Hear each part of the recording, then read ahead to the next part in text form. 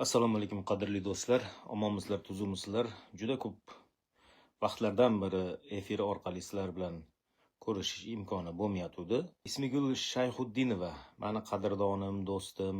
Ana shu qizimiz Ismigul Shayxuddinova, mani qadrdon do'stim, bitta post joylagan ekan. Bir hijobli ayolni cho'chqa terisidan bo'lgan oyoq kiyim sotib qo'ygan ekanmi, qanchadir partiya endi. O'sha gapirib chiqqan ekan munosabat qilib, haligi pulinglarni qaytarib beraman.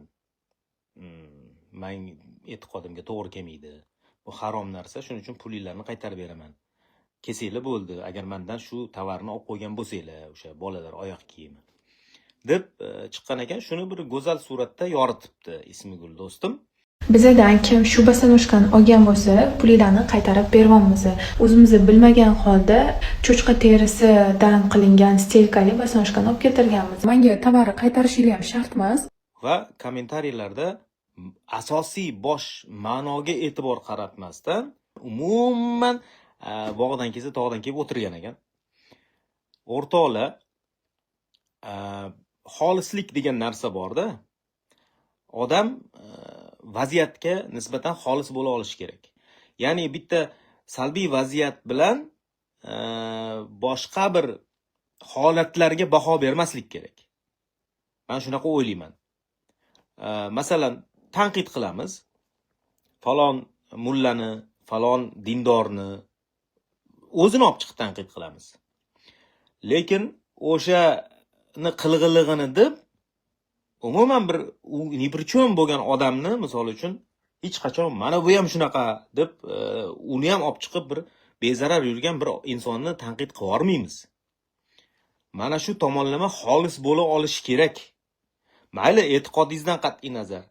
Bu degani haligi dunyoviy, zamonaviy, sekulyar, hozir mana shunaqa nomlanadi-yu.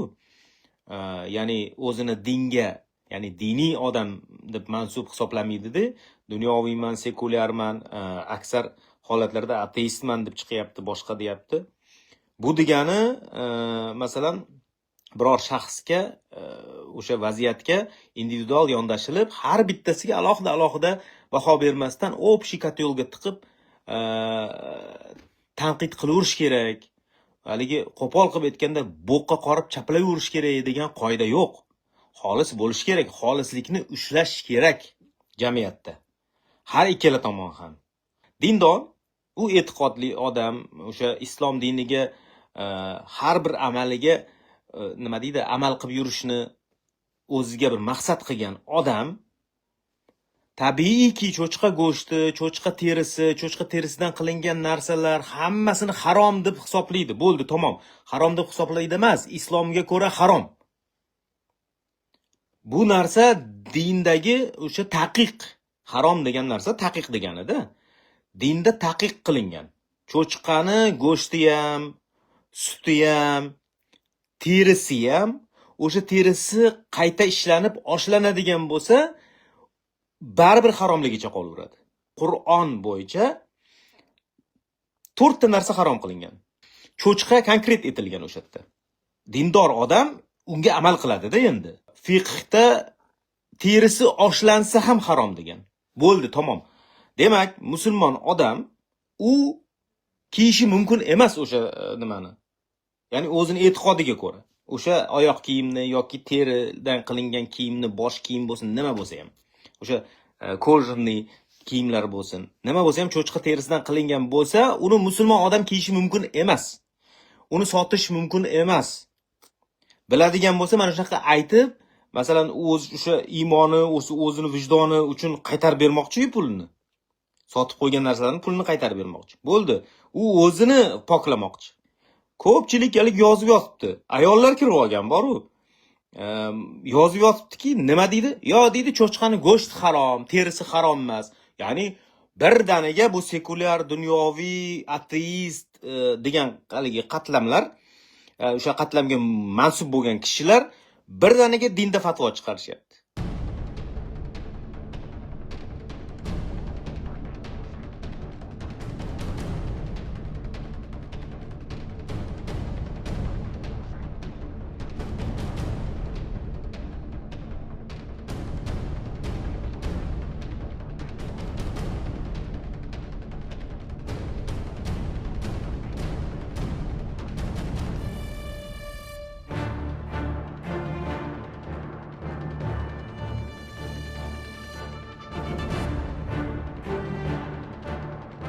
terisi aytilmagan, nimasi aytilgan, faqat go'shtiga aytilgan. Yo'q.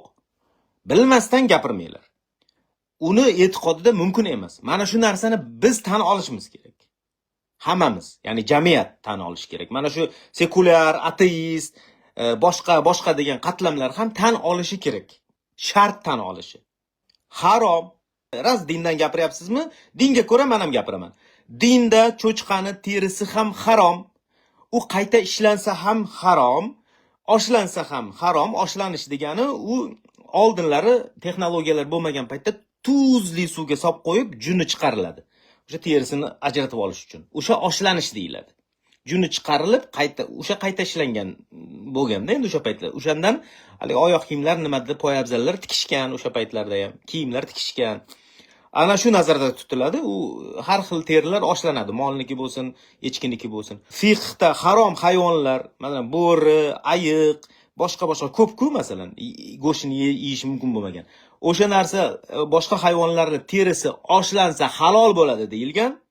Ya'ni halolga o'tadi deyilgan. Illo cho'chqaniki o'tmaydi degan.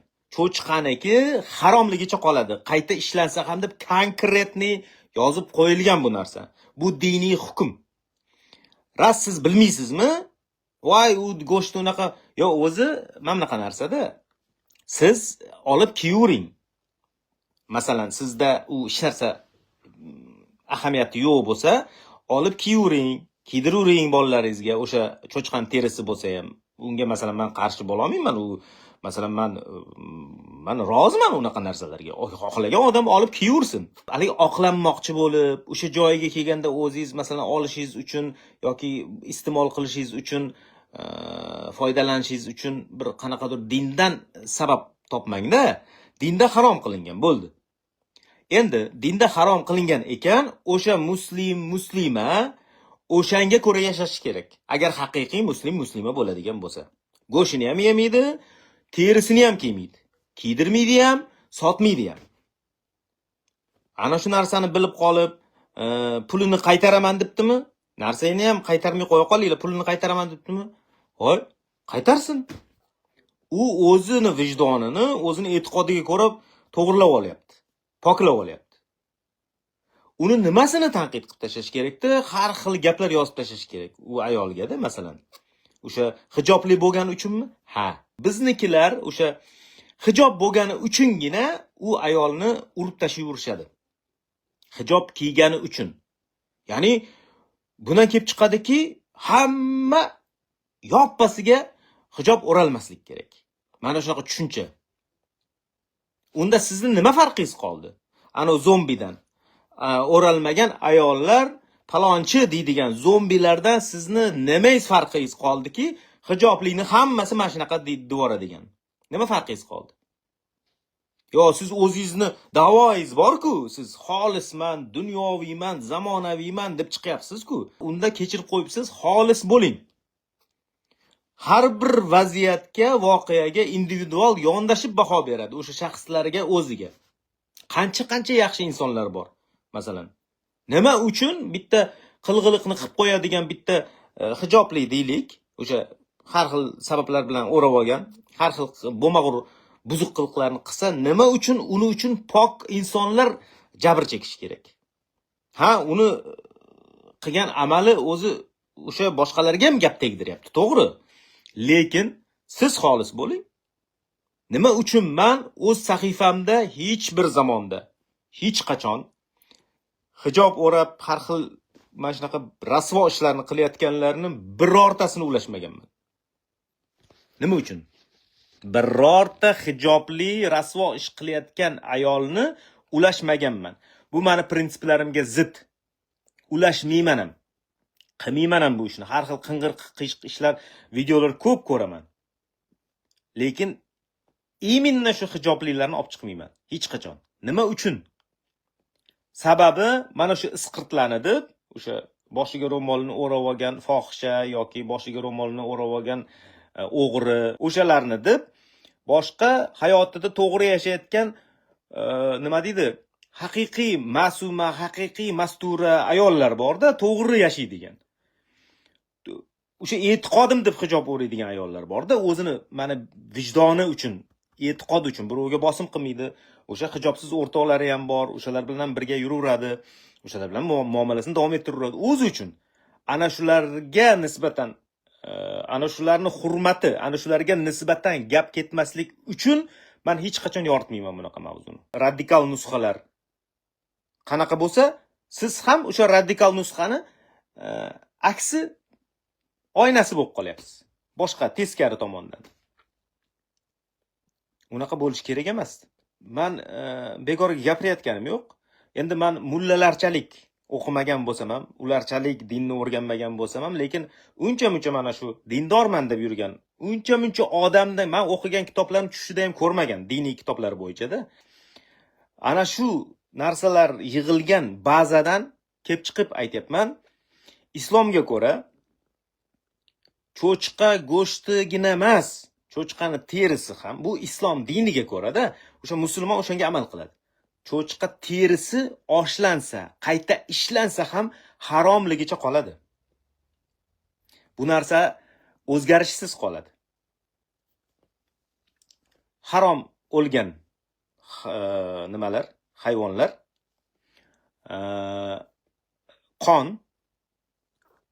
Allohdan o'zgaga atab so'yilgan jonliq va cho'chqa. Mana shu 4 ta narsa Qur'onning o'zi bilan harom qilingan. Undan keyin o'sha fiqh, boshqa hadislar, boshqa narsalar ketaveradi. U o'zi amal qilaman desa, kimnidir pulini qaytaraman desa, mana shu narsani sotmayman desa, siz uni tanqid qilib har xil gaplar yozib tashlashga dunyoviy zamonaviylar haqqingiz yo'q. Mana shu narsada bunday chiziqni tortib olish kerak har ikkala tomon ham.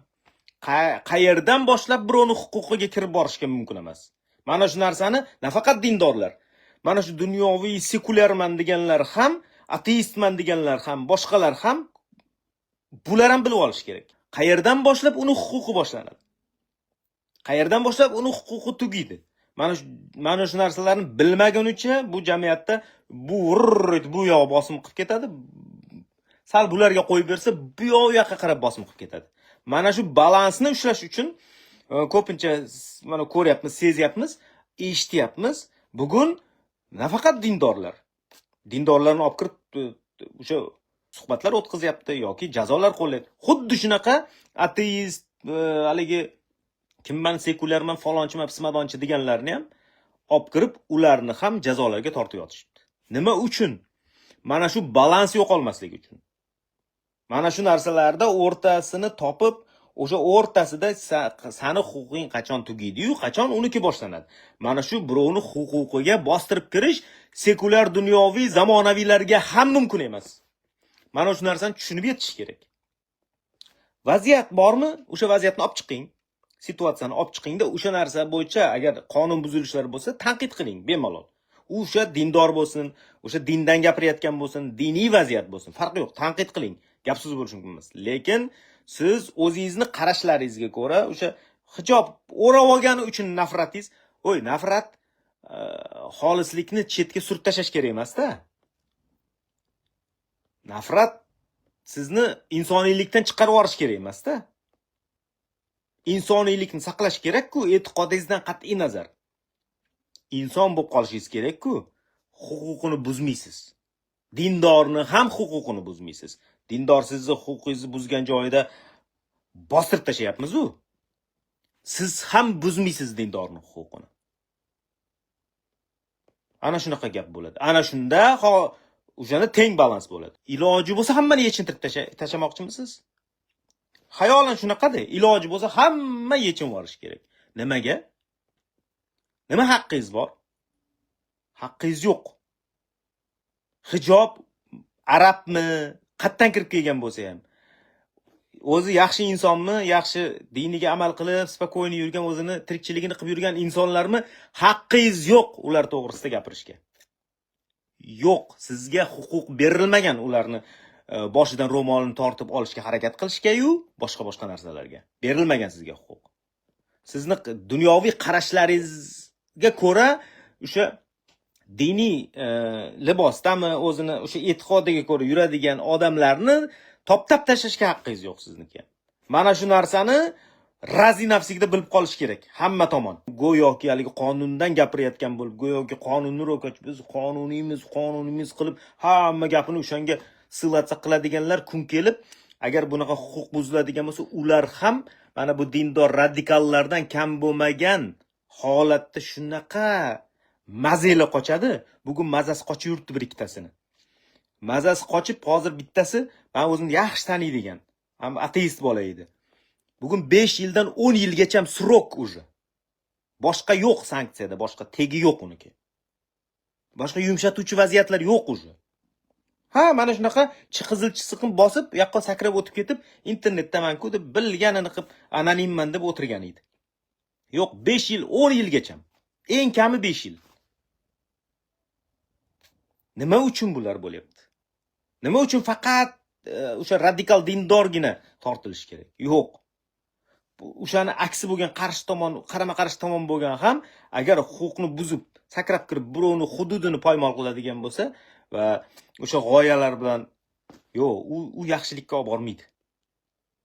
Ana shu narsani bilib qo'ying. Hamma bilib qo'yish kerak. Ana shu narsani chotki anglab turish kerak. Mumkin emas.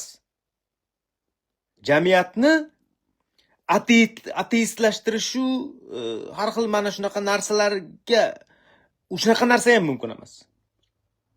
Bosim qilish, ya'ni e'tiqodiy tomonlama bosim qilish.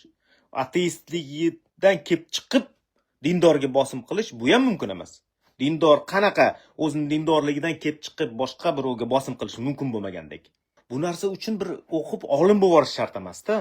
Odam sal fitratida o'zi mana bu o'qigan, bilgan qonunlari boshqalardan olib o'shandan xulosaviy fikrlari o'zi nima to'g'ri, nima noto'g'riligini bildirib turish kerak insonga. Uning uchun ko'p kitoblar o'qib o'rgan olim bo'lish ham shart emas. Odam haddini bilish kerak. Ana shu haddini buzayotganlar yomon bo'ladi lekin.